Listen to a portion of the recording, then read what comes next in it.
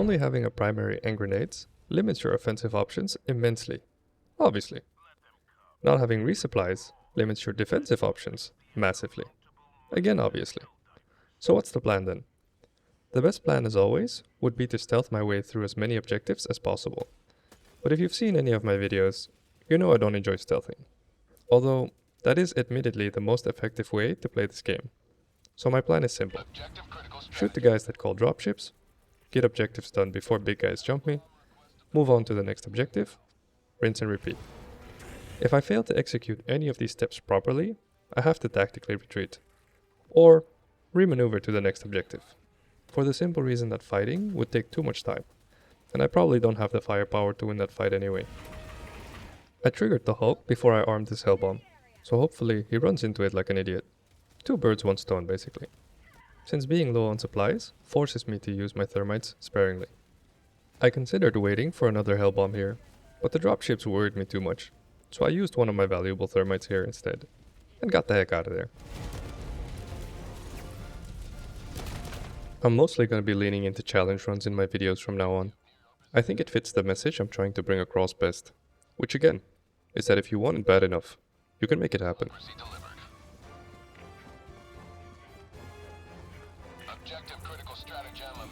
Pretty free objective here. Seems like they noticed me, but decided to do nothing about it. I wonder if Automatons also suffer from the bystander effect. If you're unfamiliar with it, a good example of the bystander effect is when a bunch of people see someone who needs help, but they do nothing, because they think someone else will. For example, if a kid falls in the playground, and lots of people are watching, it's quite possible that no one goes to help. It's like a giant game of not it. Not very helpful, unfortunately. Oh, look at that. They did decide to do something.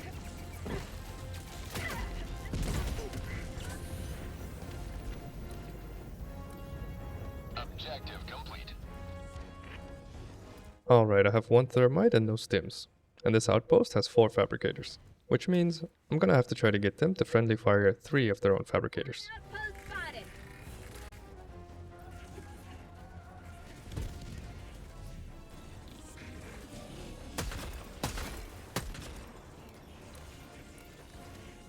On second thought, looking at the minimap, I realize I'll be back here regardless, since the main objective and extraction are both located very near, so I may as well drag some of the outpost's defenses off their spot. In theory, that also makes them despawn. So again, multiple birds with 1 stone. I feel a pattern emerging here. See, now I can't stop thinking about the bystander effect. As an intensive care unit nurse, I will admit, I'm a big fan of human nature. I believe most of us are extremely good and righteous at our core. I know a lot of people that would use the bystander effect as proof that we're not. Why else would we do nothing when someone is in need of aid, right? Well, wrong, if you ask me. Fun fact about the bystander effect. If you're alone when you see someone get hurt, there's actually an insanely high chance you'll do something to help. You'll probably not even think about the possible danger you'd be in by helping. So if there's many of us watching something happen, we do nothing. But if we're alone, we immediately act. What the heck is that then? More on that after the automaton break. Breaking up their skulls, that is, of course. I don't have a way of destroying these gunships, which means I have to simply avoid them. The main thing to watch out for when dodging gunships is the sound effect of their rocket barrage. Their rockets predict your movement perfectly, so as soon as you hear their barrage, you have to change the direction of your movement. I got distracted by that rocket dev for some reason, which in turn led me to react slightly too late to the sound cue of the gunship rockets. A solid spot to place the Hellbomb here is between these 2 mines. That gets both gunship fabricators. I didn't know that until after this run though. Thanks, Dark Blaze.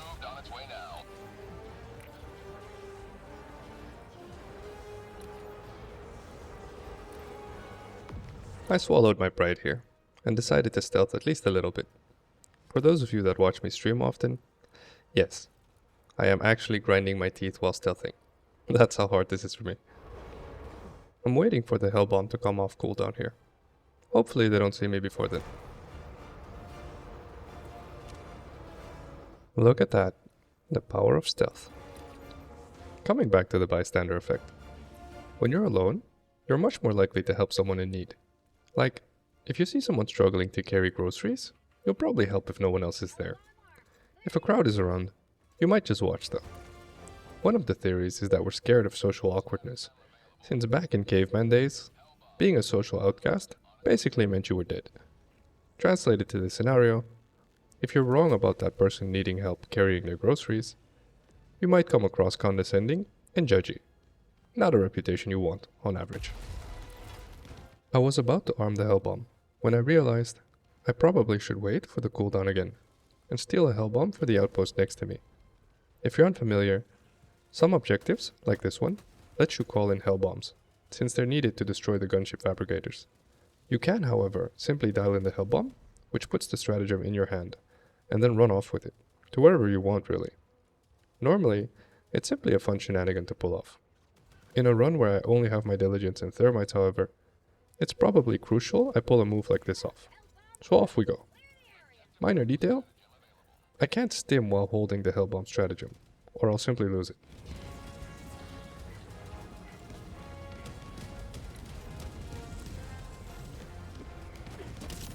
This is me praying that by going prone, they simply think I disappeared. Clearly, I'm the best stealth player in the game. Also, did you know that if you take the lead in a group setting, you eliminate the bystander effect? People are often waiting for a leader to act. Be that person. In turn, most people will act on your lead. And before you ask, why you? Realistically, the better question is, why not you?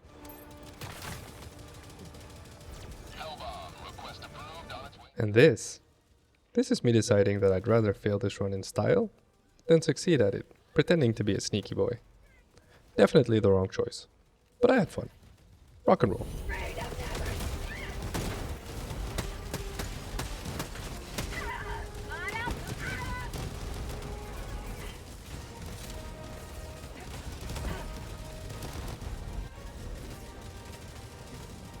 Sometimes people ask, how are you not getting blasted by all those bots?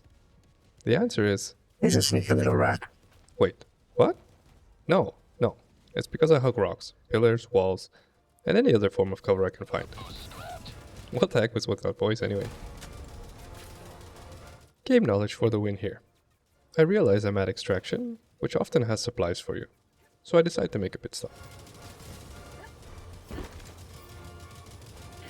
Important note during a challenge run like this: I run around the map as if I'm almost out of time, the whole run basically, because the lack of tools will often force me to retreat. So I try to move as if I have to do 2 full sweeps of the map. By maintaining that pace, I give myself ample breathing room, which I'm definitely gonna need.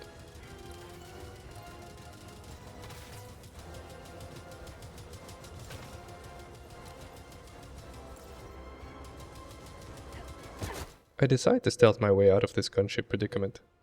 I'm not confident whether it's worth the time investment, but I'm also not confident whether or not I can dodge their lasers forever. So I made a decision and stuck with it. Social anxiety is a problem, honestly. As mentioned, sometimes people don't help because they're not sure if the situation is serious, and they don't want to look silly if it's not a big deal. This causes really big problems though. Imagine someone laying down in the middle of the street. You're not sure if they're passed out, drugged up, or simply asleep. Or maybe in dire need of help since they just had a heart attack.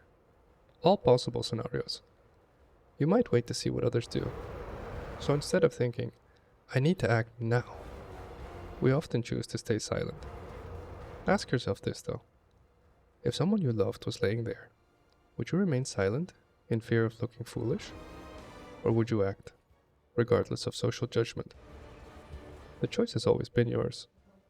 I plead you to make it consciously.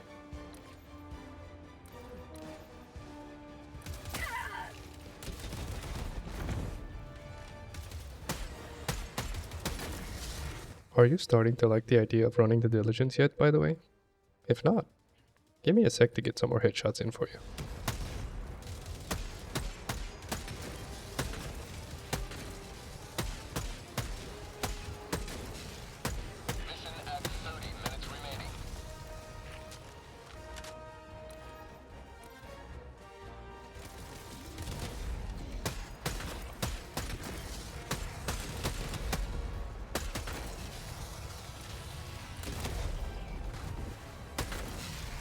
What about now? Come on, there's no way you skip the Diligence on your next pod run.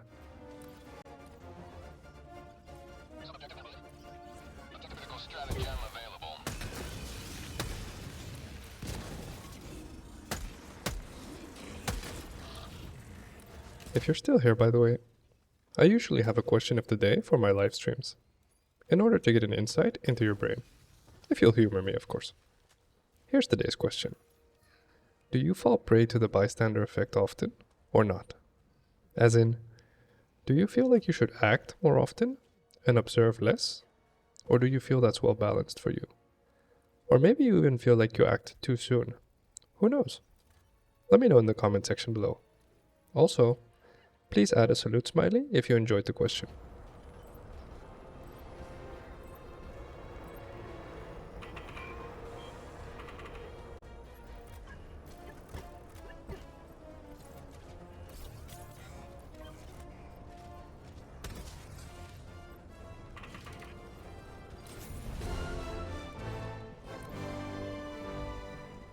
Making pretty good pace. 3 side objectives and 1 sub-objective done. Granted, the main objective in this mission is going to force me to hold down a position for a significant amount of time. So we'll see how that goes.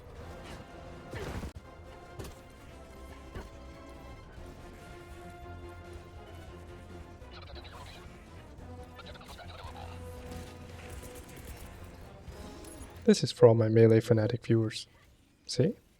I told you I knew how to find my F button. Occasionally. Okay, fine. Rarely. Doing the math here. I had to shoot that heavy dev, or I was simply dead there. That did give them time for the dropship call-in, which is bad for me. Adding to that, there's a Hulk here. If the Hulk wasn't here, I probably would have had time to dial in the arrow code on the console, before retreating. Unfortunately, the best I get now is just booting up the console. Time to run. Or die, I guess.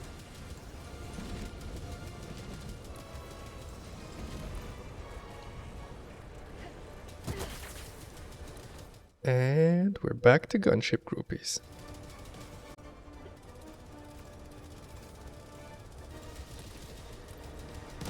They nerfed gunships a while back, so they don't have infinite rockets anymore.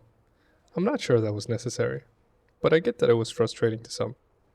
I think having to zig or zag whenever you hear the rocket barrage sound cue is a fun gameplay mechanic. Game's still great though, so no complaints really.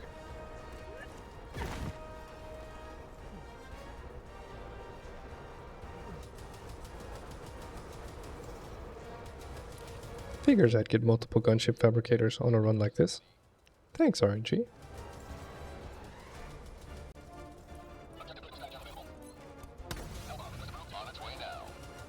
I realize here, I have no answers to the outpost, which is coming up next on my route. So I definitely feel urged to steal a hell bomb here. My only answers to fabricators are thermites, which I'm out of, stolen hell bombs, or friendly fire by them. So the mega outpost is going to be a blast. Literally, I hope. Did you know the bystander effect could be considered a symptom? When we're in a group, we look at what others are doing to figure out what's okay. This concept is called pluralistic ignorance, because it also means if no one's helping, we assume that help is probably not necessary. So pluralistic ignorance is a fancy term for when everyone is confused and wrong together. Trust your instincts, people often say. But realistically, that could be really bad advice, since your instinct is often too worried about social pressure. Again, because belonging to the pack was, or maybe sometimes still is, key to our survival. Instead of relying on instinct, rely on your intellect, which in practice means stop caring what others think of you. There's 8 billion people on the planet. You'll find a group that wants you, I guarantee it. Instead, just do the right thing, which of course is a gigantic topic in and of itself. But we'll leave it there for now. Do the right thing, team. Despite how hard that seems. The rest will follow.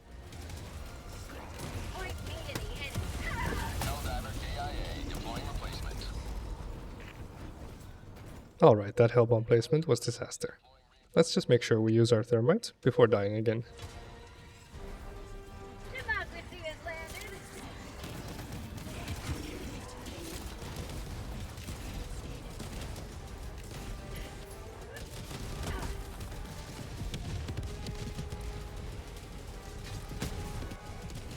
Alright, 2 more Fabricators. This one here I can blast with our own tower cannon, assuming I live long enough.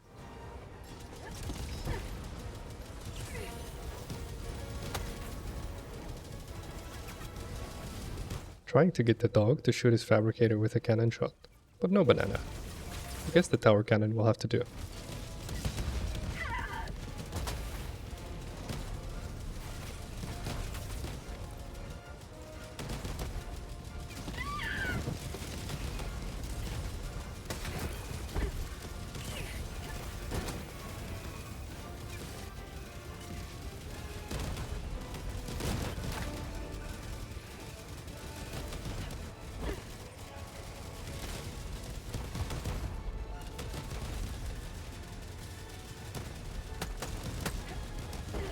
I thought I needed to peek out here again, so the tower cannon could lock onto me, but he already did. Bummer.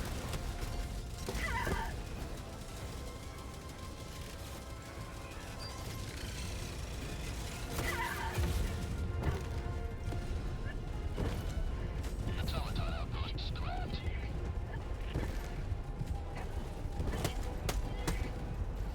Reinforcement budget running low.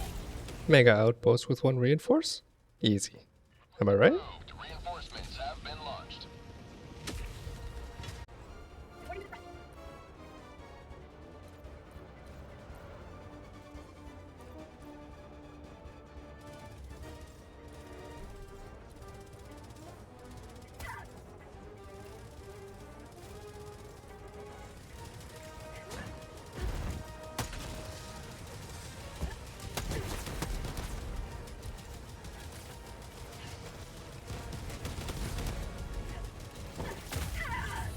Reinforcement budget depleted.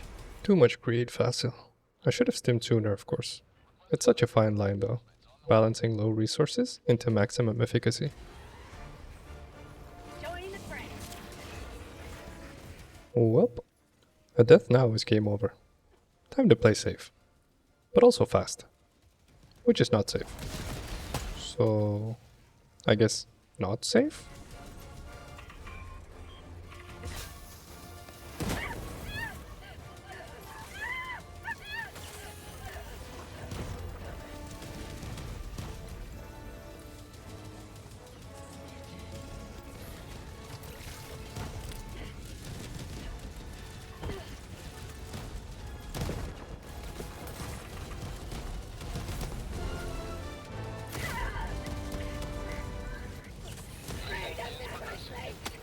Thank goodness that grenade pistol didn't bounce back in my face. I didn't realize I had it on here. I apologize, team.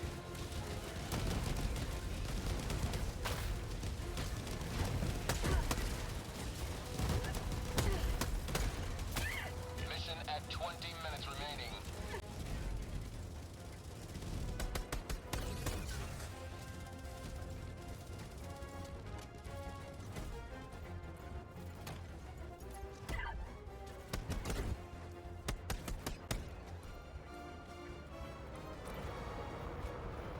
Additional reinforcement funding approved. Hey, I can die again. Democracy, baby.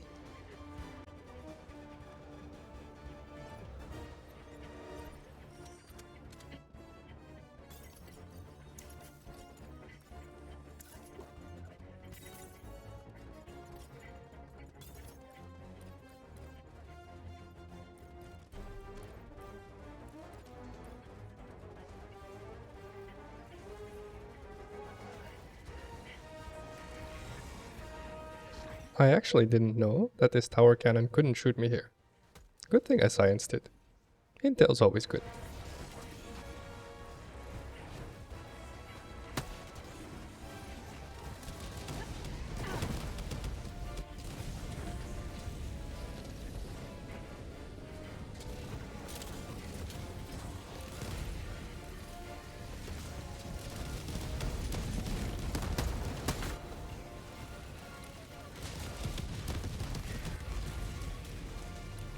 See, this is where a lot of you pro Helldivers would say, why, Faisal?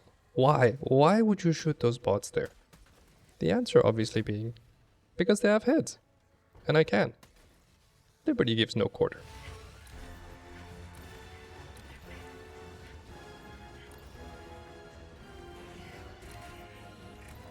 Main objective near your position.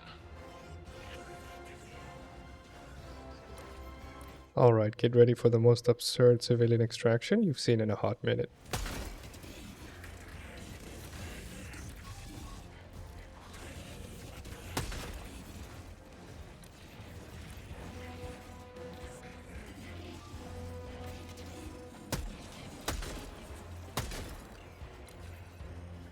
Sweeping the perimeter as best I can, so the odds of me getting flanked when I move in are minimal. I already know there's hulks in there, to which my only answer is shooting them in the vents with my Diligence. Although normally that's tricky, I have civilians willing to assist me. Still a predicament, to be fair.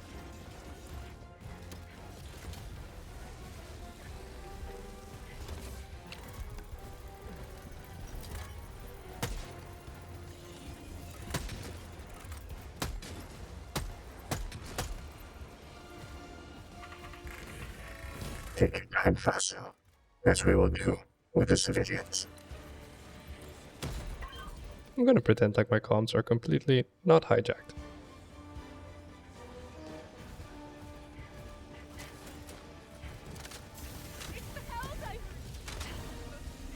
Your sacrifice is not in vain, civilians. By the way, WisdomThumbs, one of my viewers, actually wrote a fantastic short story about Helldivers 2, also involving civilian extraction. If you enjoy reading some Helldivers 2 fanfiction, more details can be found in the description below.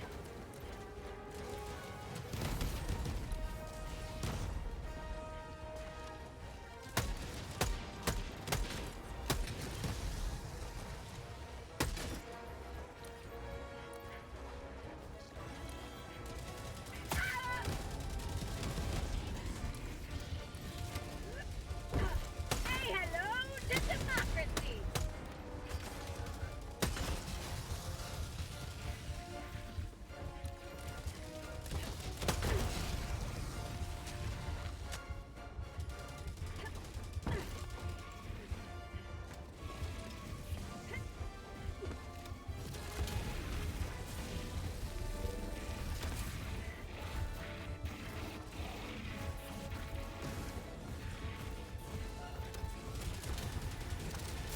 The Helldivers came for us!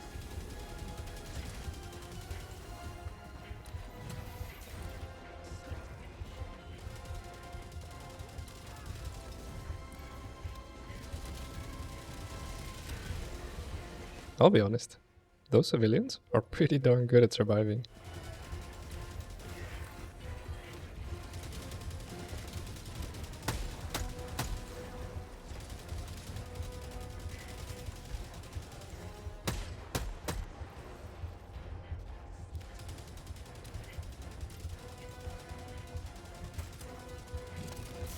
Oh, we're taken out.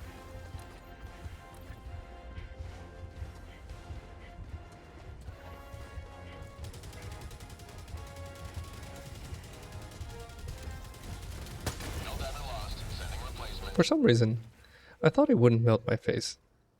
Mind farts are funny like that, to be fair. Well, back to playing safe. Kind of. Democracy has landed.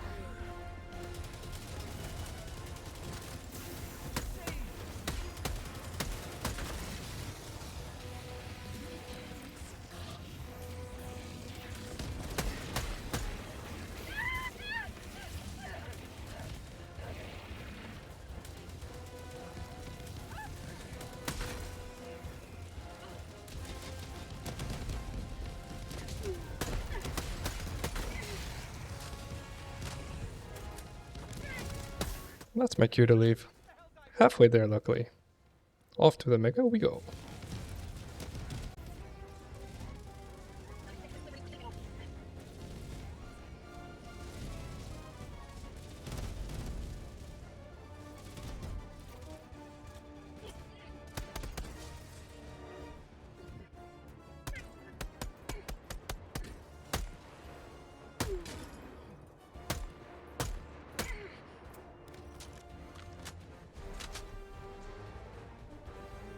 Tried to kill as many as I could, just in case I had to fall back to the main objective here.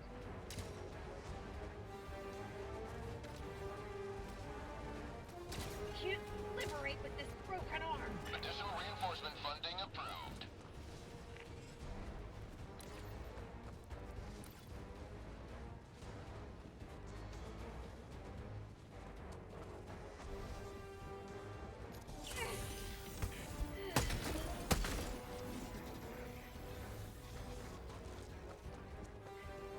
Mainly looking out for tower cannons and bunker turrets here.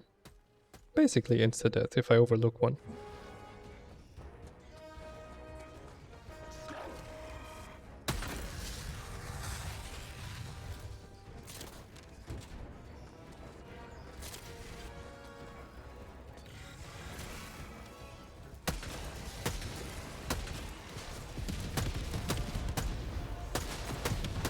How'd you like to taste of freedom? Oh crap, cannon.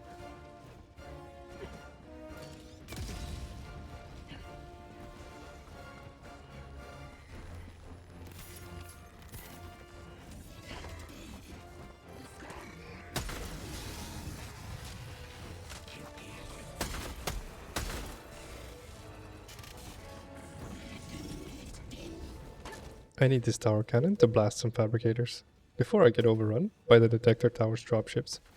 Thank goodness for this blizzard. Basically heaven sent at this point in the mission. 10 minutes left for this mega. The second half of the main objective, half a large outpost, and one more side objective. Mission at 10 minutes remaining. Will never destroy our way of life. Helldiver AIA deploying replacement. Forgot to check my minimap. Instant punish. Request approved. Reinforcements have been launched. Reporting to the front.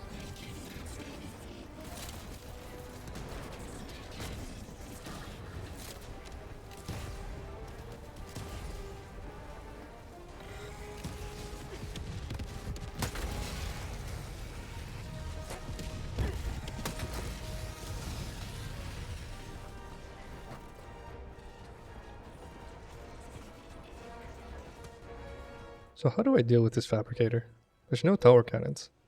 I guess I pray for one of the bots to throw a grenade, which I can kick back into it. May as well look for the last side objective, since I'm sitting here waiting anyway.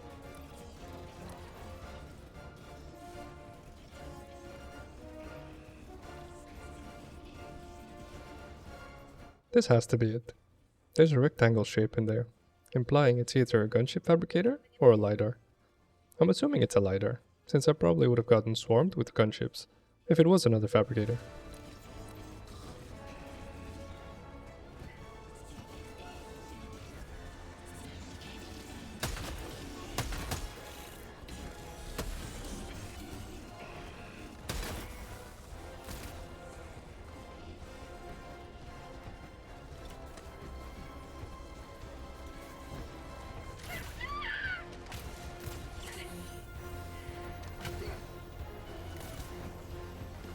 Whatever, don't nade me then.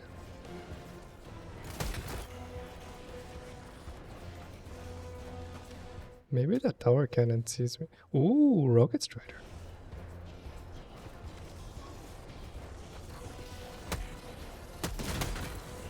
Additional reinforcement funding approved. Outpost. Sweet.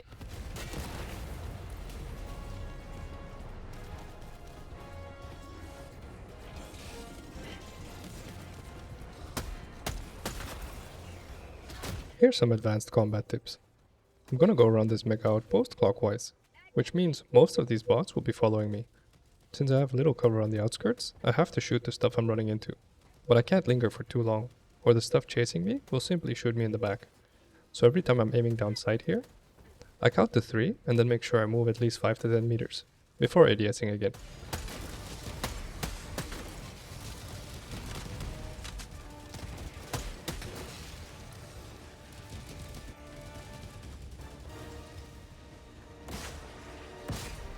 I use the barrager tank as cover from this bunker turret here. One day they'll figure out. Friendly fire isn't. When you decide to be brave and act, others will almost always follow. Immediately even. And no, I have not stopped lingering on the bystander effect. It's like when someone starts clapping at a concert, once one person goes for it, everyone joins in. Helping works the same way. Be the first to act, because bravery inspires bravery. So the next time someone is struggling with their bags in a busy area, start helping. It often sparks a chain reaction of support from bystanders. I'll save you guys the oxytocin talk here, since I mentioned that enough in other videos already. I'll summarize by saying, small tiny acts of kindness is all we need to keep our world moving forward. Let's work on it together, shall we? Helldiver KIA deploying replacement. Be honest.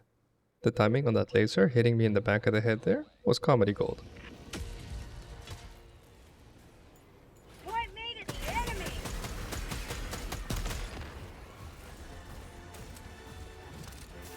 Real Helldivers! I don't believe it!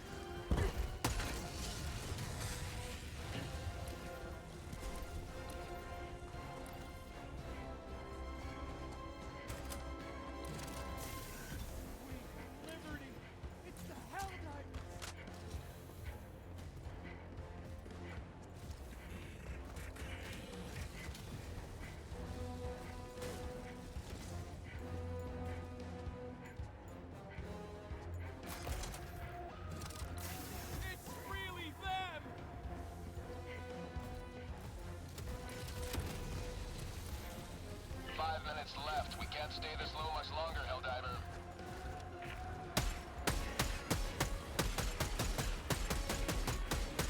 I haven't mentioned at all just how important good decision making is, at least not in this video.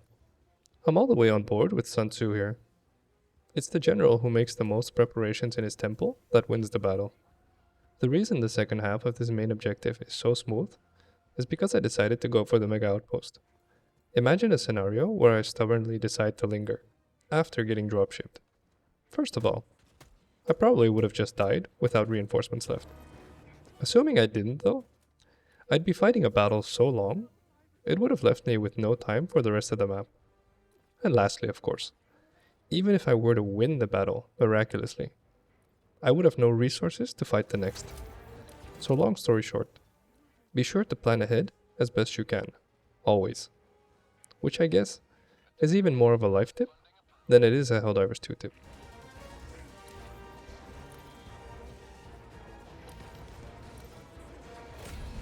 Another triumph for managed democracy. May liberty guide your safe extraction. I wasn't sure whether to go for the rest of this heavy outpost here, or to go get the Lidar first. I decided to go for this outpost, because I had 2 Thermites left. I didn't want to end up dying while running over to the Lidar, essentially wasting 2 Thermites. In hindsight though, it probably was smarter to just get the Lidar first, since this outpost is next to extraction.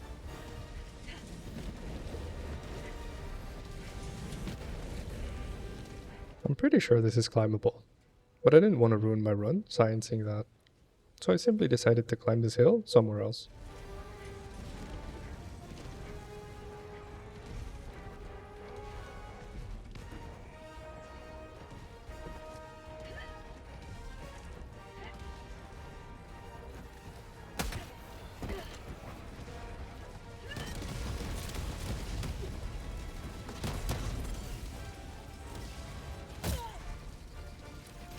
If you did decide to answer the question of the day for this video, and added the emoji I requested, I'll be giving away 2000 super credits randomly to one of the people who answered and added the emoji. I'll contact you if my RNG name picker gave me your name. If you're curious as to why, it's because I started this YouTube channel to spread a message of positivity and kindness. I don't think I can reach everyone with that message, but every person I do reach, I'm grateful for. And theoretically, taking the time to answer my question means you at least cared enough to some degree. Or maybe I lured you in by offering you super credits. In each case, you did take the time to answer the question, so thank you for that. I might as well ask you for a like and a sub if you've made it this far. It greatly supports me in my crusade. Thank you for being your team.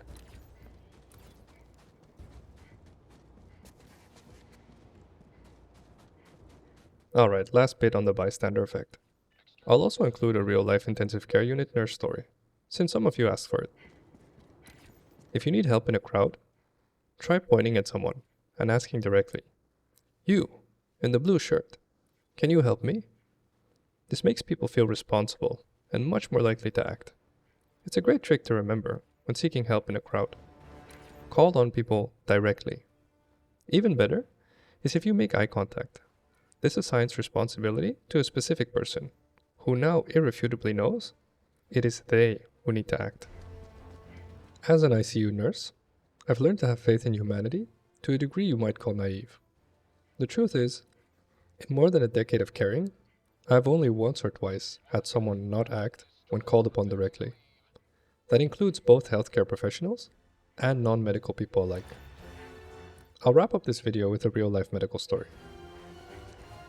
I was on my way to work, by bus, doom scrolling on my phone, as one does, when I suddenly got slammed forward. The driver hit the brakes so hard, an older lady fell out of her chair onto the floor, leading her to yell in pain. At the same time, the driver yelled out, "There's a man laying on the road. Someone call 112. That's the Dutch 911 for the record. So we now have people rushing towards the old lady, and we have people staring out the front window. Lacking confidence, yet feeling responsible, I remember looking at the old lady screaming, and then gazing out to see the man laying on the floor. Mind you, this was the middle of winter. I asked the girl next to me to call 112, and to come to me outside the bus as soon as she was speaking with the operator. Extraction shuttle deployed. I realized the man must have it worse than the old lady in the bus, because the man is not moving or yelling. Getting to the man laying on the floor, I find out he's unresponsive, which can be, and in this case is, very bad. When checking properly whether he's breathing, I find out he's not. This means that as it stands, this man is dead. I start performing CPR because his body feels relatively warm, implying his heart can't have stopped beating very long ago, especially since it's winter and cold outside.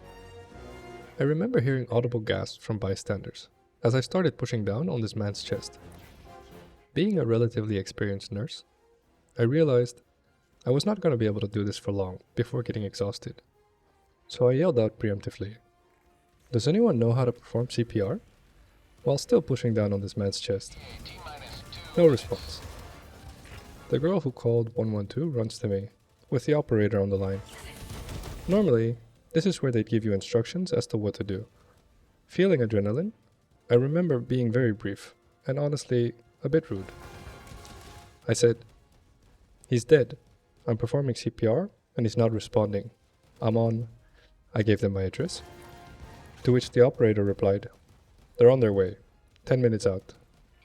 10 minutes is a pretty short time frame for professional aid, but a gigantic one if you're performing CPR. That's like me asking you to sprint for 10 minutes straight. It's not very likely you pull that off gracefully. So I now realize I really need someone to take over CPR for me, at least at some point. Not knowing what I know now about the bystander effect, I started going down the crowd.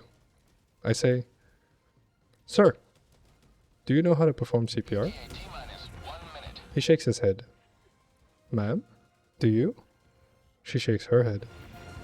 Feeling desperate, I remember yelling out, "I don't need someone with experience. I need someone who's taken a course. I will guide you through it. Please, help me." To which the girl who called 112 stepped forward. She said, "I've done a course, but it's been a long time ago." I'll end the story there, since I don't want the video to go on for that long. Nor do I believe the ending to this story is relevant. The moral of this story for me was, we don't stand by idle because we're mean. We stand by because we're kind. Because we're scared that we may make things worse. So we prefer to not take that chance. But when called upon, even the most shy and scared among us will do their part. Just about always. At least, that's every single time I've ever needed someone. All it ever takes is a little push, as a villain in a movie once said. Luckily, that little push is a lot more effective if it's in the direction of kindness. Testament to our true nature, as far as I'm concerned. Preparing to depart. Shuttle launch. Thank you for sticking with me till the end. I hope you enjoyed the story. My name is Faisal. Be well, and take care.